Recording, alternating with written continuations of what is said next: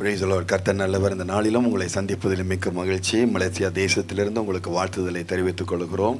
இந்த தேசத்திற்கு வருவதற்கு முன்பதாகவே ஒரு சில நேரங்களில் நம்முடைய அருமை ஊழியக்காரர்கள் இரட்டை பிள்ளைகள் அவர்களோடு கூட தொடர்பு கொள்ள பேச கர்த்தர் மாபெரும் ஒரு தொடர்பை தேவன் உண்டு பண்ணினார்.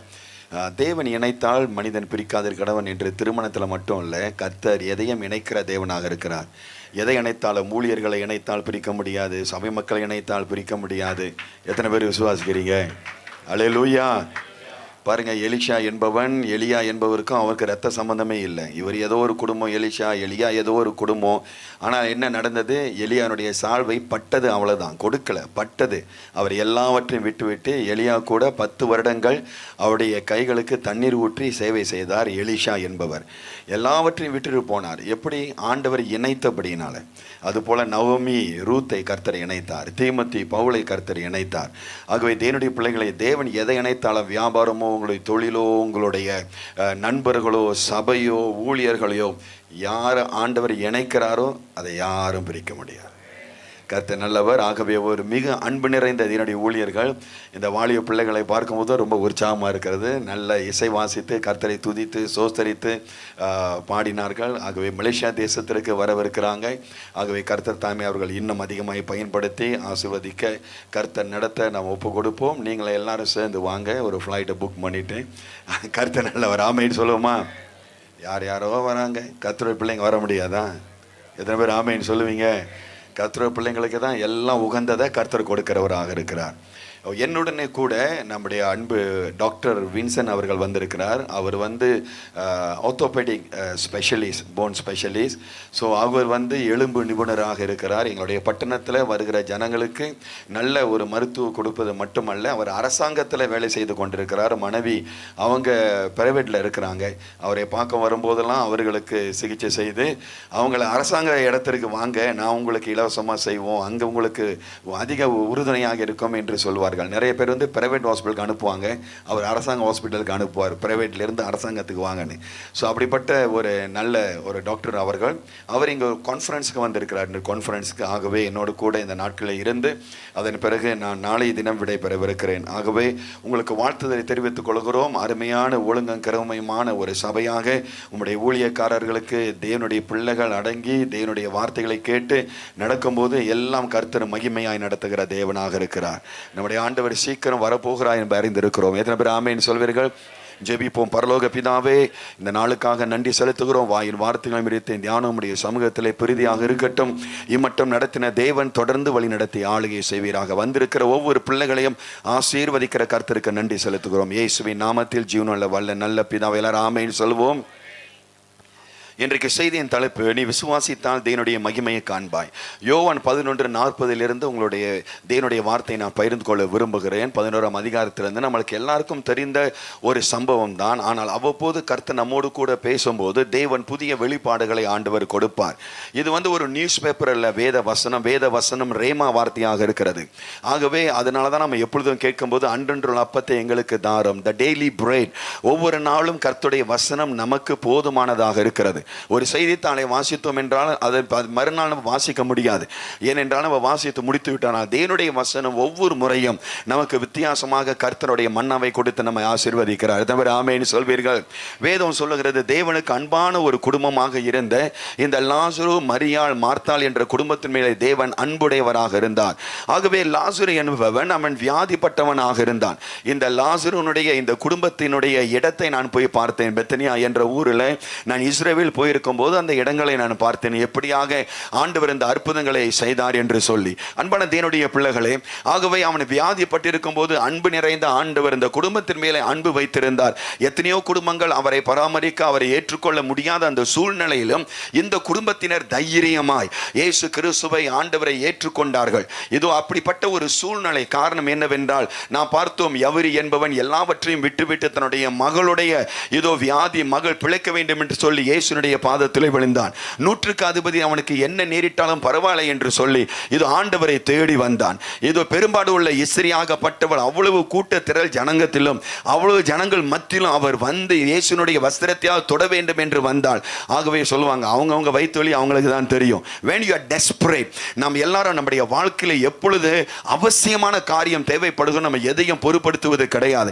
அநேகர் இன்றைக்கு ரட்சிக்கப்படுவது அப்படிதான். இங்க போவாங்க அங்க போவாங்க, எத்தனையோ மந்திரங்கள். இது மலேசியா தேசத்துல பல இடங்கள்ல பல சூழ்நிலைகளுக்கு இதோ மனிதனை நம்பி போவாங்க. பல சூழ்நிலையிலும் இதோ தங்களுடைய வியாதி நீங்க, தங்களுடைய பிசாசு விடுதலை பெற எந்த இடத்திற்கோ போவார்கள். கடைசியா ஒண்ண முடியாது, இயேசுவினிடத்தில் வருவார்கள். இயேசு ஒருவரை விடுதலை தர முடியும் என்பதை இந்த உலகம் அறிந்திருக்கிறது. உலக மக்கள் அறிந்திருக்கிறார்கள்.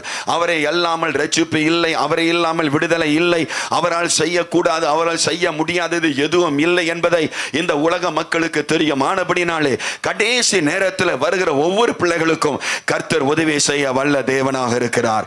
எங்கு போனாலும் அநேக வைத்தியர்களாலும் சுகம் பெற முடியாத அந்த பெரும்பாடுள்ள இஸ்திரி பாருங்க, அவங்க என்ன யோசித்தாங்க, இதோ வைத்தியர்கள் அநேக வைத்தியர்களை மிகவும் பாதிக்கப்பட்டு மிகவும் இதோ வருத்தப்பட்டு கடைசியில் என்ன போனாங்க, இயேசு கிறிஸ்துவின் வஸ்திரத்தை தொட்டால், விசுவாசத்தோடு தொட்டால். இதோ அநேகர் இயேசுவை தொட்டார்கள். அவர்களுக்கு எதுவும் தெரியவில்லை. ஆண்டவர் என்னை தொட்டது யார் என்று கேட்டார். ஏனென்றால் மற்றவர்கள் எல்லாம் முட்டி மோதி கொண்டு இருந்தாங்க. ஆனால் இவள் தொட்டதோ விசுவாசத்தோடு தொட்டபடினாலே அவள் சுகத்தை பெற்றாள். பர்துமை என்பவன் கூப்பிடுகிறான், அவ்வளவு திரள் ஜனங்கள் கூப்பிடுகிறாங்க, அவ்வளவு சத்தம் கேட்கப்படுகிறது.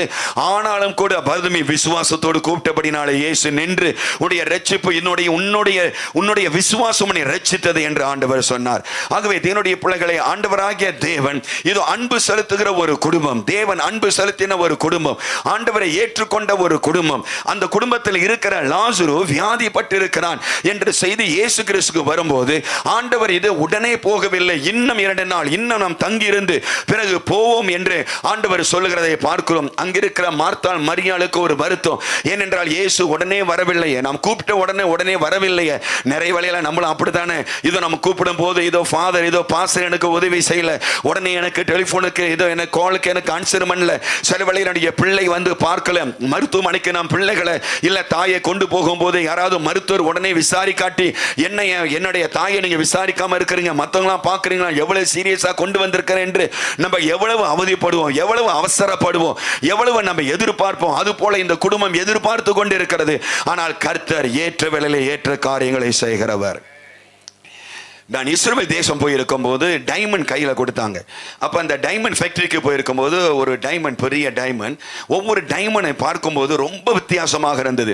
இப்படி பார்த்தால் டைமண்ட் அவ்வளவு அப்படியே தொனித்து கொண்டிருந்தது, அவ்வளவு பிரகாசித்து கொண்டிருந்தது. எப்பக்கம் பார்த்தாலும் எந்த இடத்துல நம்ம நகர்த்தி பார்த்தாலும் அந்த டைமண்ட் ஒவ்வொரு புறமும் அவ்வளவு மகிமையாய் காணப்பட்டது போலதான் நம்முடைய ஆண்டவராகிய இயேசு கிறிஸ்து. அவரை நம்ம எப்படி பார்த்தாலும் அவர் மகிமையாய் காணப்படுவார், எந்த வகையில பார்த்தாலும். ஆகவே இந்த சம்பவத்தில் நீங்கள் வாசிக்கும் போது இதோ இந்த நடந்த இந்த சம்பவத்தில் நீங்கள் பார்க்கும் போது என்னுடைய பிள்ளைகளே, இயேசு கிறிஸ்துவை நம்ம 3 விதமாய் நாம் காண முடியும். முதலாவதாக ஆண்டவர் இயேசு கிறிஸ்து ஒரு தீர்க்கதரிசியாக ஆண்டவர் காணப்படுகிறார். ஆண்டவர் சொல்லுகிறார், இதோ லாசரு அவன் வியாதியா இருக்கிறான், லாசரு நித்திரை அடைந்திருக்கிறான். வேதத்தில் நித்திரை என்று சொல்லும் பொழுது மரணத்தை குறிப்பிடுகிறது. ஆகவே ஆண்டவர் சொல்லுகிறார், லாசரு நித்திரையா இருக்கிறான், அவனை நான் எழுப்ப போகிறேன். ஆண்டவர் சொல்லுகிற வார்த்தை இதோ தோமா சொல்லுகிறார், இதோ 4 நாளாயிரும், இதோ தோமாக்கு தெரியும், இதோ அவர்கள் கல்லெறிவார்கள், மரித்து போய்விட்டு அவன் என்ன சூழ்நிலை என்று அவிசுவாசத்தை பேசுகிற மனிதனாய் காணப்படுகிறான்.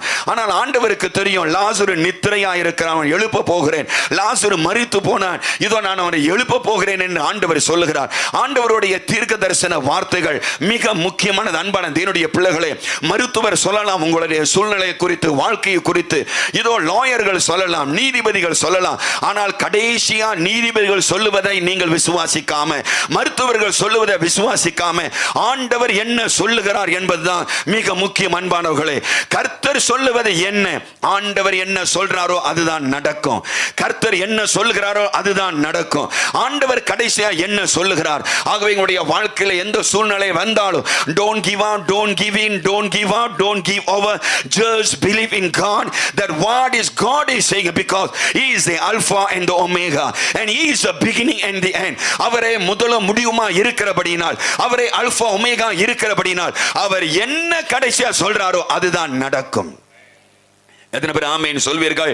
உங்களுடைய வீடு கட்டுகிற தொழிலாக இருக்கலாம், உங்களுடைய வாழ்க்கையினுடைய பிரச்சனைகளாக இருக்கலாம், உங்களுடைய வியாதி, உங்களுடைய பலவீனம் எதுவாக இருந்தாலும் ஆண்டவர் என்ன சொல்லுகிறாரோ அதுதான் நடக்கும். ஏனென்றால் ஆண்டோடைய வார்த்தை வல்லமையுடையது. எத்தனை பேர் ஆமென் சொல்வீர்கள்? இன்றைக்கு காலையில் ஆண்டோடைய சத்தத்தை குறித்து வாசித்தீர்கள். அதுபோல தேவனுடைய வார்த்தை வல்லமையுடையதாக இருக்கிறது. ஆண்டவர் சொல்ல ஆகும், அவர் கட்டளையிட நிற்கும். தேவனுடைய பிள்ளைகளே, ஆண்டவருடைய ஒரு வார்த்தை போதும். நான் 6 மாதமாக, அதாவது 1997 ஆண்டு ஒரு கட்டடத்தை வாங்க வேண்டும் என்று, ஒரு ஸ்டேடியம், ஒரு ஸ்போர்ட்ஸ் காம்ப்ளெக்ஸ், ஒரு விளையாட்டு அரங்கத்தை வாங்க வேண்டும் என்று திட்டமிட்டோம். ஆகவே அந்த அரங்கத்தை வாங்குவதற்கு வேண்டும் என்று யோசிக்கும் போது நான் கோலாலம்பூர் பட்டணத்திற்கு போயிருந்தேன். என்னுடைய ஊரும், அதாவது இங்க இப்ப திருநெல்வேலியிலிருந்து இப்ப சென்னைக்கு வர்ற மாதிரி. ஆகவே என்னுடைய ஊர் ஈப்போவில் இருக்கிறது. அப்ப அந்த இடத்துல பார்க்கும்போது இந்த அரங்கம் நம்ம 2 வருஷம் தான் இந்த தாவீதின் கூடாரம் ஆரம்பித்து நம்ம இருக்கணும், ஒரு சொந்த கட்டடத்தை வாங்க வேண்டும் என்று இதோ கர்த்தருடைய சமூகத்தில் ஒப்பு கொடுத்தோம். ஆகவே ஒப்பு கொடுத்த பிறகு 2 வருடங்கள் ஆகி கொண்டிருக்கிறது. இந்த கட்டடத்தை வாங்குவோம், ஏதாவது ஒரு கட்டடத்தை வாங்குவோம். அப்பொழுது நம்ம கேள்விப்பட்டோம் ஒரு விளையாட்டு அரங்கம் அங்கே இருக்கிறது, அந்த விளையாட்டு அரங்கம் விற்பனைக்கு இருக்கிறது என்று சொல்லி உடனே போய் அந்த விளையாட்டு அரங்கத்தை வாங்க வேண்டும் என்று கேட்டப்ப அவங்க சொன்னாங்க 5 மில்லியன். 5 மில்லியன் எப்படி வாங்குறது? ஆகவே நான் இங்கிருந்து கோலம்பூருக்கு போயிருக்கும் போது அங்கே ஒருத்தருக்கு சொன்னார்கள், இது ஒரு கட்டடத்தை வாங்கி இருக்கிறாங்க, பிரம்மாண்டமான ஒரு கட்டடம், அது 23 மில்லியனுக்கு வாங்கி இருக்கிறாங்க. யாருன்னு கேட்டா சைனீஸ். இந்த சைனீஸ் கிறிஸ்தவர்கள் வாங்கி இருக்கிறாங்க 23 மில்லியனுக்கு. அப்ப நான் ஆண்டவர் சொன்ன, ஆண்டவரே, அவர்கள் சைனீஸ் தான், அவர்களுக்கு சைனீஸ் கிறிஸ்தவர்கள் தான், ஆனாலும் அவர்கள் நம்புகிற இயேசுவை தான் நாங்களும் விசுவாசிக்கிறோம். அதனால கர்த்தாவே உம்மால் ஆகும் என்று சொல்லி இது ஆண்டவருடைய சமூகத்தில் ஜெபித்தோம். ஆண்டவருடைய சமூகத்தில் ஜெபித்துட்டு ஆண்டவர் சொன்ன, ஆண்டவரே, எங்களுக்கு 23 மில்லியனுக்கு வேணாம், எங்களுக்கு அதில் 10% கொடுங்க, 10% கொடுங்க, 2.3 மில்லியன் கொடுத்தா போதும் அப்படின்னு சொல்லி உடனே இந்த இடத்துல வந்துட்டு அவர்கிட்ட கேட்டோம், அந்த பில்டிங் எவ்வளவு கொடுக்குறீங்க? அவர் சொன்னார் 5 மில்லியன். அதெல்லாம் முடியாது, 2.3 மில்லியன் கொடுங்க. நான் ஆண்டவர்கிட்ட சொன்னேன், அவங்க 23 மில்லியன், எங்களுக்கு 10%, அதனால 2.3 மில்லியன் கொடுங்க. அவர் சொன்னார், எப்படி முடியும்? மானா போலே அப்படின்னா எப்படி முடியும் வார்த்தையில? ஆகவே முடியாது என்று சொன்னார்.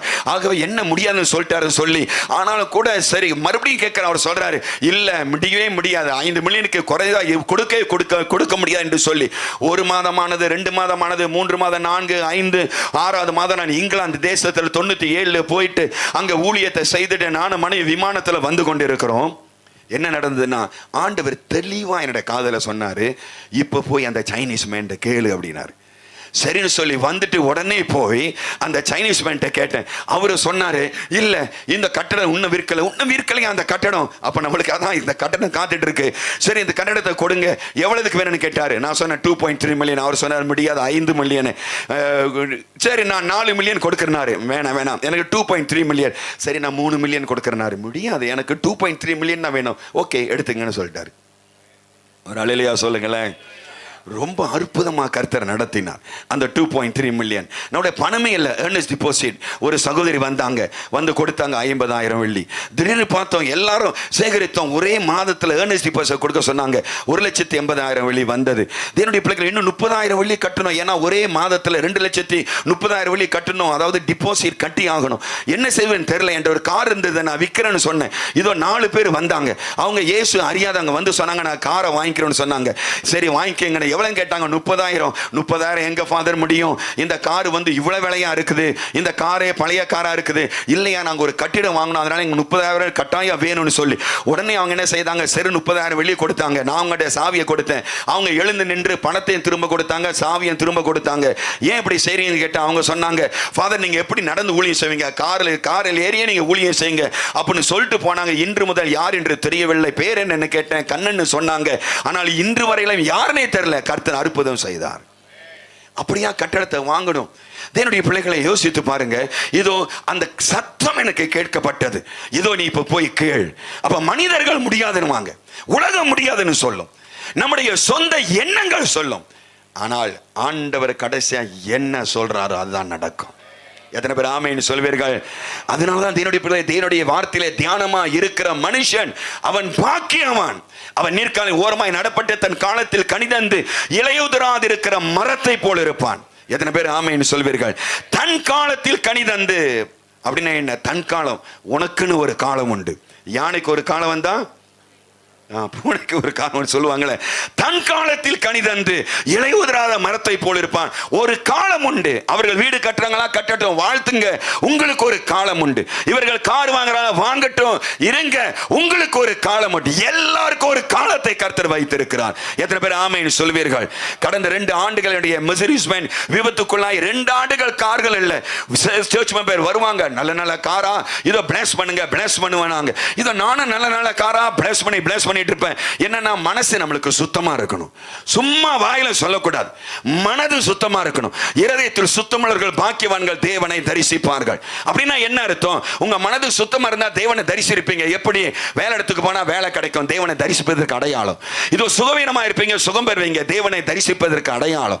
இதோ உங்களுக்கு பண தேவை இருக்கும், பணம் உங்களுக்கு கிடைக்கப்படும், அது தேவனை தரிசிப்பதற்கு அடையாளம். அதுதான் தேவனை தரிசிப்பதற்கு அடையாளம். உங்கள் இருதயம் எவ்வளவு பெரிதா இருக்கிறதோ அவ்வளவு பெரிய மனுஷனா கர்த்தர் உங்களை உயர்த்துவார். யார் யார் பெரிய மனிதன் என்றால், பெரிய இருதயம் உள்ளவர்கள் தான் பெரிய ஆளா இருப்பாங்க. யோசேப்பு மன்னித்தான், கர்த்தர் பிரதம மந்திரியை மாற்றினார்.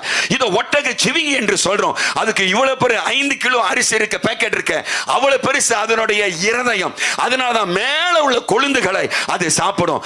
ஆமைக்கு சின்ன ஆட்டு தான், இவ்வளவு பெருசு தான் இருதயம், அதனாலதான் மண்ணை சாப்பிட்டு இருக்கோம். தேவனுடைய பிள்ளைகளே, பெரிய மனிதர்கள் யார்? பெரிய இருதயம் உள்ளவர்கள், மன்னிப்பவர்கள், உதவி செய்தவர்கள், இதோ இதயத்திலே சுத்தம் உள்ளவர்கள், ஆண்டவரை ஆராதிப்பவர்கள். இதோ வார்த்தையினாலே மட்டுமல்ல, இதயத்திலிருந்து.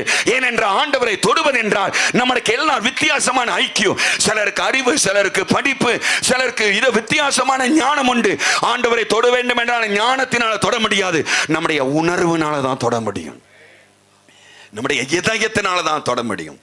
The position of your heart is most important, and the position that you are having in your prayer. So நம்முடைய இருதயம் முக்கியம். எத்தனை பேர் ஆமென் சொல்வீர்கள்? சொல்லுங்க ஹல்லேலூயா. ஆகவே ஆண்டவர் சொல்லுவதுதான், அவர் என்ன சொல்றாரோ அதுதான். அப்ப ஆண்டவர் சொன்ன அந்த வார்த்தை நம்புறனால போய் கேட்டானே, அவன் கொடுத்தான். ஆகவே ஆண்டவர் என்ன சொல்லுகிறார்? அவர் தான் ஆல்பா ஒமேகா. எத்தனை பேர் ஆமென் சொல்வீர்கள்? ஆக ஆண்டவர் சொல்றான், எழுப்புவேன், லாசரு நித்தியனாக இருக்கிறான், நான் அவனை எழுப்ப போகிறேன். ஆண்டவரால கூடாது எதுவும் இல்லை. எத்தனை பேர் ஆமென் சொல்வீர்கள்? அவர் சுகம் அளிக்கிறனா சுகம் அளிப்பார், விடுதலை தருகிறன்னா விடுதலையை தருவார். அவர் நித்தியத்தின் தேவன், சத்தியத்தின் தேவன். உலகம் முழுவதிலும் இன்றைக்கு அதிகமாய் வாசிக்கப்படுகிற ஒரு புஸ்தகம் என்றால் பைபிள் தான். அதிகமாக விற்பனை ஆகிறது, அதிகமாக மொழிபெயர்க்கப்பட்டது, முதலாவது அச்சிடப்பட்டது. உலகத்திலே வானம் பூமி ஒளிந்து போனாலும் தேவனுடைய வார்த்தை ஒளிந்தே போகாது. அவருடைய வார்த்தை இன்றைக்கும் சத்தியமாக இருக்கிறது. எத்தனை பேர் ஆமென் சொல்வீர்கள்? ஆகவே இயேசு புறப்பட்டு போகிறார், மார்த்தாள் வருகிறான். ஆண்டவரே, நீங்க இருந்திருந்தால் ஏதோ என்னுடைய சகோதரன் மரித்திருக்க மாட்டான், நானே உயிர்த்தெழுதலும் ஜீவனமாக இருக்கிறேன், என்னை விசுவாசிக்கிறேன் பிழைப்பான். மார்த்தாள் ஆண்டவரை சந்திக்கிறாள். சந்தித்த ஆண்டவரே, நீ இங்கே இருந்திருந்தாள், எவ்வளவு கோபம், எவ்வளவு ஒரு மனதில் ஒரு பிரயாசம். நீங்க இருந்திருந்த ஆண்டவரே, இயேசு இந்த குடும்பத்தை சந்திக்கும் போது ஒரு டைமண்ட்ல மற்ற பகுதியை பார்க்கிற மாதிரி அவரை, இதோ ஆண்டவராகிய தேவன் இயேசு கிறிஸ்து எப்படியாக அந்த தேவன் ஒரு தீர்க்கதரிசியாக இருந்தவரை இதோ ஒரு ஆசாரியனை பார்ப்பது போல, இதோ ஒரு டைமண்டை போல வித்தியாசமாக ஆண்டவர் அவர்களோடு கூட இணைக்கப்படுகிறார். அந்த குடும்பத்தோடு இணைக்கப்படுகிறார், அங்க மக்களோடு இணைக்கப்படுகிறார். நம்மை அறிந்த தேவன், நம்மை தெரிந்து கொண்ட தேவன், இதோ நம்முடைய கஷ்டங்கள் நஷ்டங்கள் நம்மளை புரிந்திருக்கிற ஆண்டவர். ஆண்டவர் கல்லறை தேடி போகிறார், மார்த்தாள் வருகிறாள், இதோ போதகர் வந்திருக்கிறார், இதோ அவரை சந்திக்க இந்த போதகர் வந்திருக்கிறார் என்று சொல்லும் போது அதோட போதகராக இயேசு போகிறார். தீர்க்க தரிசியாக சொன்னவர் இப்பொழுது ஒரு போதகராக போகிறார். போதகரை கண்டவுடனே அவள் பாதத்திலே விழுகிறாள். பாதத்திலே விழுவதெல்லாம் கர்த்தரை ஆராதிப்பதற்கு அடையாளம். நீங்கள் உபவாசம் பண்ணும் போது கர்த்தர் மனம் இறங்குகிறார், நீங்கள் ஜெபிக்கும் போது வல்லமை உண்டாகிறது. ஆனால் தேவனுடைய பிள்ளைகளே, இந்த உபவாசத்திலே வல்லமை உண்டு. வேதத்திலே அதிக கொடுமையான ஒரு மனிதன் ஆகாப் என்பவன், அவ்வளவு கொடூரமான ராஜா. இதோ அவன் என்ன செய்தான்? உபவாசித்தான், ஆண்டவர் அவனை மன்னித்தார். அவனை விட கொடுமைக்காரர்கள் யாரும் இங்கே இல்லை. தேவனுடைய பிள்ளைகளை அவனுக்கே ஆண்டவர் மன்னித்தார் என்றால் உனக்கும் மனம் இறங்குகிற கர்த்தராக இருக்கிறார். வேதம் சொல்லுகிறது, இதோ கர்த்தரை துதிக்கிறவர்கள் பாக்கியவான்கள், அவர் பாதத்திலே விழுந்தால் மரியாள். இதோ தேவனுடைய பிள்ளைகளை, அது துதிக்கு அடையாளம், ஆராதனைக்கு அடையாளம். காரணம் என்னவென்றால் அவர் துதியின் மத்தியிலே வாசம் செய்கிறவர். ஆமென் சொல்லுவோமா? சொல்லுங்கள் ஹல்லேலூயா. ஆகவே பாதத்திலே விழுகிறாள். அதனாலதான் நாங்கள் இடைவிடாமல் துதிக்கிறோம். தாவீதின் கூடாரம் என்ற பெயர் இருந்தால் போதாது, இடைவிடாமல் துதிக்கிற ஒரு சபையாக மாற வேண்டும் என்று 97ல் நான் எங்கிலிக்கன் திருச்சபையை விட்டு வெளியாகிறேன். வேறொரு பட்டணத்திலிருந்து வேறொரு பட்டணத்திற்கு ஆண்டவர் கொண்டு வந்தார்.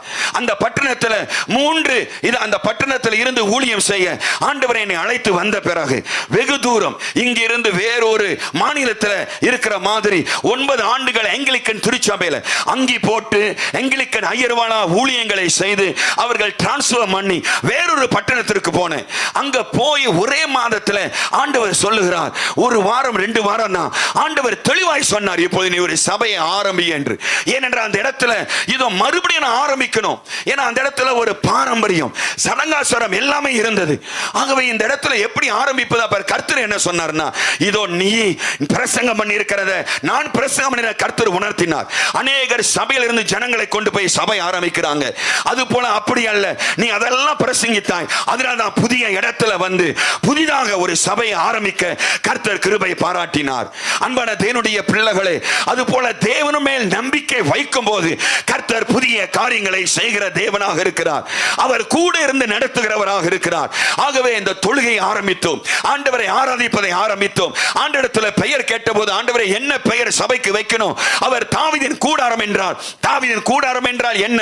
24 மணி நேரமும் இதோ கர்த்தரை துதிக்கிற துதி சீனாய் மலையிலே இருந்தது, எப்ரோனிலே இல்ல.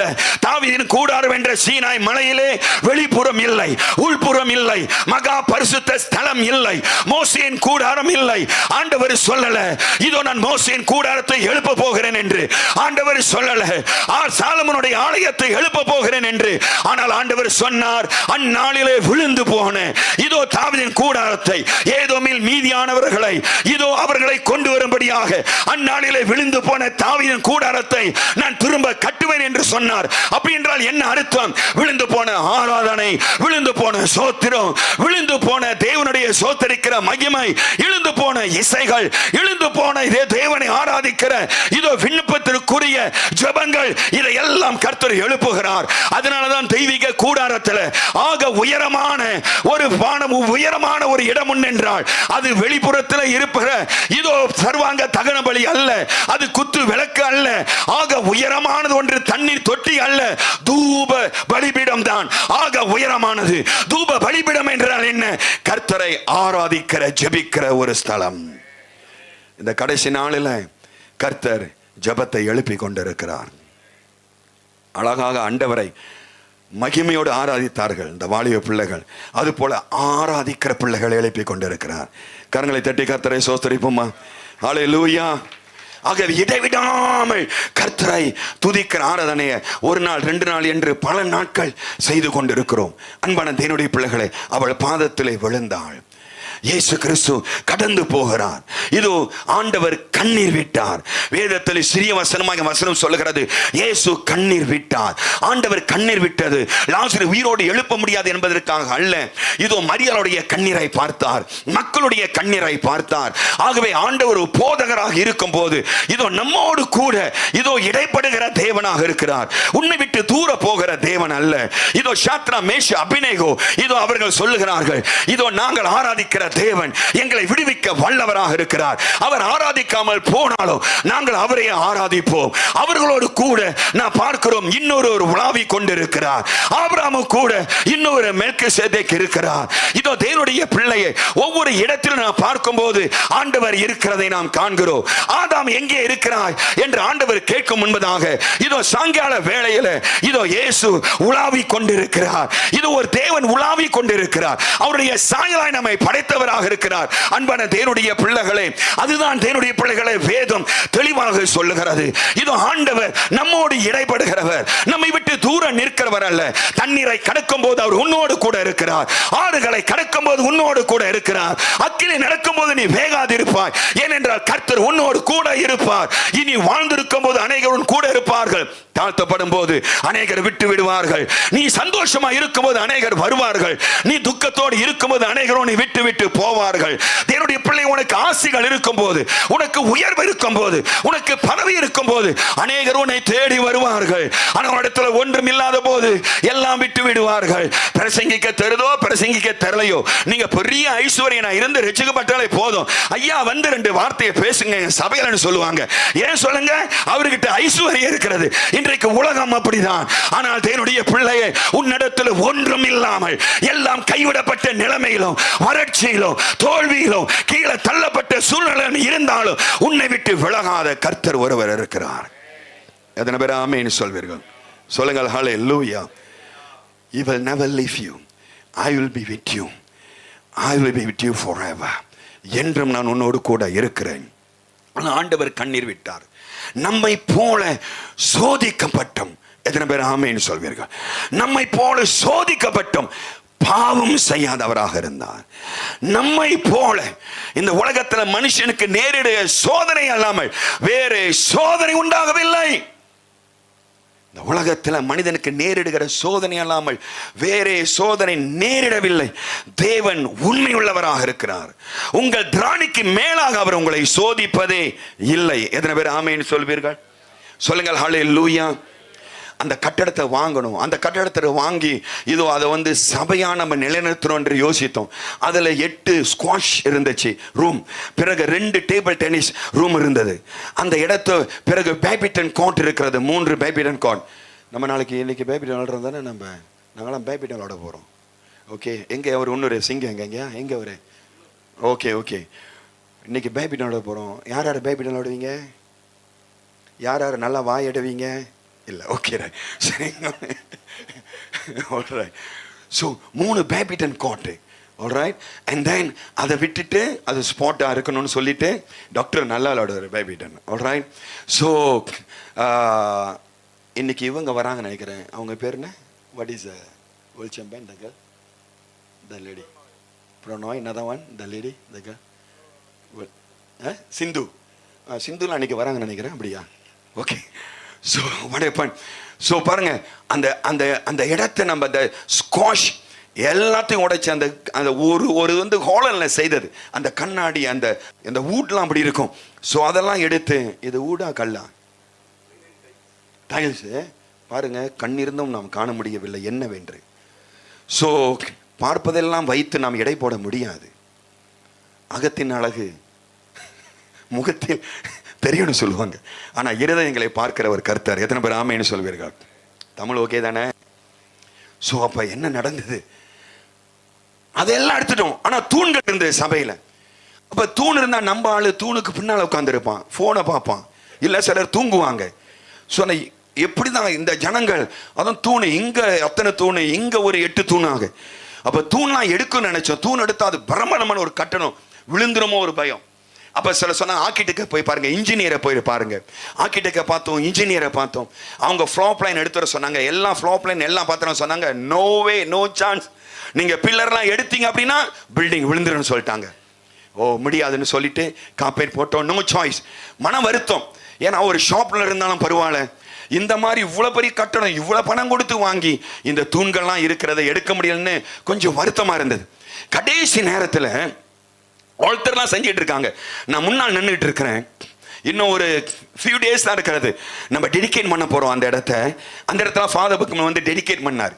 அந்த சபையில் தான் ஃபாதருக்கு கர்த்தர் ஒரு பாடலை கொடுத்தார், ராஜா உன் மாளிகையில் ராப்பகலாய் அமர்ந்திருப்பேன்னு சொல்லி. ஸோ அந்த தூண்கள்லாம் எடுக்கலைன்னு வருத்தம் நின்றுக்கிட்டு இருக்கும்போது ஒரு சைனீஸ் மேன் வந்தார். அந்த சைனீஸ் மேன் என்ன சொன்னார் அப்படின்னா, இவ்வளோ அழகாக இருக்கு, ஆனால் அந்த தூண்கள்லாம் ஏன் எடுக்கல அப்படின்னு கேட்டார். அப்போ நான் சொன்னேன், எடுக்க முடியாது, ஏன்னா ஆர்கிடெக்ட் இன்ஜினியர்லாம் சொல்லிட்டாங்க. யார் சொன்னா? ஆர்கிடெக்ட் சொன்னாங்க. யார் சொன்னா? இன்ஜினியர் சொன்னாங்க. என்ன சொன்னாங்க? இந்த தூண்லாம் எடுத்தா இந்த கட்டடம் விழுந்துரும், ஏன்னா அது பாரமான தூண்கள், பாரமான கூரைகள், இரும்பு கூரைகள் அப்படின்னு. அவர் பார்த்துட்டு நீங்கள் யாருக்கு நான் பாஸ்டர்னு சொன்னேன். உடனே அவர் சொன்னார், இல்லை பாஸ்டர், நீங்கள் அந்த தூண்லாம் எடுங்கன்னாரு. யோ சும்மாரியா, நீ யாரியா? திடீர்னு அந்த தூணை போய் எடுக்க சொல்லி வம்பு, அவ்வளோ பெரிய இரும்பு, அது விழுந்துரும் அப்படின்னு. அவர் சொன்னார், எடுங்க பாஸ்டர், இந்த தூண்லாம் எடுங்கன்றாரு. என்னையா நீங்கள் பெரிய ஆளா, அதை போய் எடுக்க சொல்கிறேன் அப்படின்னு. அவர் சொன்னார், நீங்கள் எடுங்க பாஸ்டர், இந்த பில்டிங்க்கு நான் தான் ஆர்கிடெக்ட், நான் தான் இன்ஜினியர்னு சொன்னார். உங்க பில்டிங், உங்க வாழ்க்கைக்கு யார் இன்ஜினியர்? உங்க வாழ்க்கைக்கு யார் ஆர்கிடெக்ட்? உங்கள் திராணிக்கு மேல கர்த்தர் உங்களை சோதிப்பது கிடையாது. உங்களுக்கு ஆர்கிடெக்ட் ஆண்டவர், உங்க இன்ஜினியர் ஆண்டவர்.